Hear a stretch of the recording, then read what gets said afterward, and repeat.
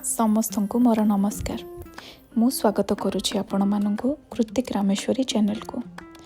ଆଜି ଓଡ଼ିଆ ନୂଆବର୍ଷ ଅବସରରେ ମୁଁ ଆରମ୍ଭ କରିଛି ଏହି ଶୁଭ କାର୍ଯ୍ୟ। ଆଶା କରେ ଆପଣମାନଙ୍କ ଭଲ ପାଇବା ମୋ ଉପରେ ବର୍ଷୁଥାଉ। ଆଜି ମହାବିଷୁବ ସଂକ୍ରାନ୍ତି ଉପଲକ୍ଷେ କିଛି ତଥ୍ୟ ଦେବାକୁ ଚାହେଁ।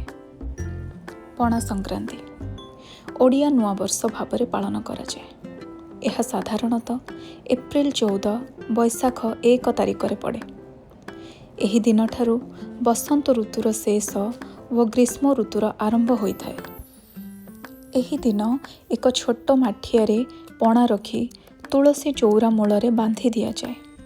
ମାଠିଆରେ ଥିବା ଛୋଟ କଣାରୁ ଧୀରେ ଧୀରେ ପାଣି ଝରେ, ଯାହା ବର୍ଷାକୁ ସୂଚାଇଥାଏ। ଏହି ଠେକିକୁ ବସୁନ୍ଧରା ଠେକି କୁହାଯାଏ। ଛତୁଆ, ଦହି, ଗୁଡ଼, କଦଳୀ ଓ ନଡ଼ିଆ ମିଶାଇ ତୁଳସୀ ଚଉରା ପାଖରେ ଭୋଗ ଲଗାଯାଏ। ଚଣ୍ଡୀ, ସାରଳା, ବିରଜା ଆଦି ଠାକୁରାଣୀମାନଙ୍କର ମନ୍ଦିରରେ ଏହି ଦିନ ଝାମୁଯାତ ପାଳନ କରାଯାଏ। ଓଡ଼ିଆ ପଞ୍ଜିକାର ଗଣନା ଅନୁସାରେ ମହାବିଷୁବ ସଂକ୍ରାନ୍ତି ହିଁ ବର୍ଷର ପ୍ରଥମ ସଂକ୍ରାନ୍ତି ଭାବରେ ଗ୍ରହଣ କରାଯାଏ।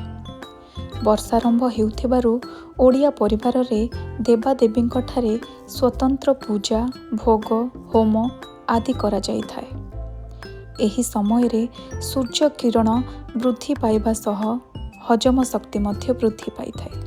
ଦେହର ଅତ୍ୟଧିକ ତାପ ଶକ୍ତି ସମ ଅବସ୍ଥାକୁ ଆଣିବା ପାଇଁ ପଣା ପାନର ବ୍ୟବସ୍ଥା କରାଯାଏ।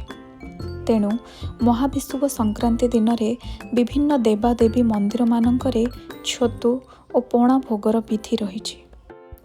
ଏହି ଦିନ ସାଇ ପଡ଼ିଶା, ବନ୍ଧୁବାନ୍ଧବ ଓ ବ୍ରାହ୍ମଣମାନଙ୍କୁ ପଣା ଦିଆଯାଏ। ଏହି ସଂକ୍ରାନ୍ତି ପରଠାରୁ ବାୟୁର ଗତି ମଧ୍ୟ ପ୍ରଖର ହୁଏ। ଉଭୟ ଅଗ୍ନି ଓ ବାୟୁଙ୍କ ପ୍ରକୋପରୁ ରକ୍ଷା ପାଇବା ପାଇଁ ଏହି ସମୟରେ ହନୁମାନ ଜୟନ୍ତୀ ପାଳନ କରାଯାଏ। ଏହି ସଂକ୍ରାନ୍ତିକୁ ମହାବିଷୁବ ସଂକ୍ରାନ୍ତି କିମ୍ବା ପଣା ସଂକ୍ରାନ୍ତି ବୋଲି କୁହାଯାଏ। ଯଦି ଆପଣମାନଙ୍କୁ ଏହି ପ୍ରୟାସ ଭଲ ଲାଗିଲା ତାହେଲେ ନିଶ୍ଚୟ ସବସ୍କ୍ରାଇବ୍, ଲାଇକ୍ ଆଣ୍ଡ ସେୟାର କରିବେ। ଆଉ ହଁ, ଜମା ଭୁଲିବେନି।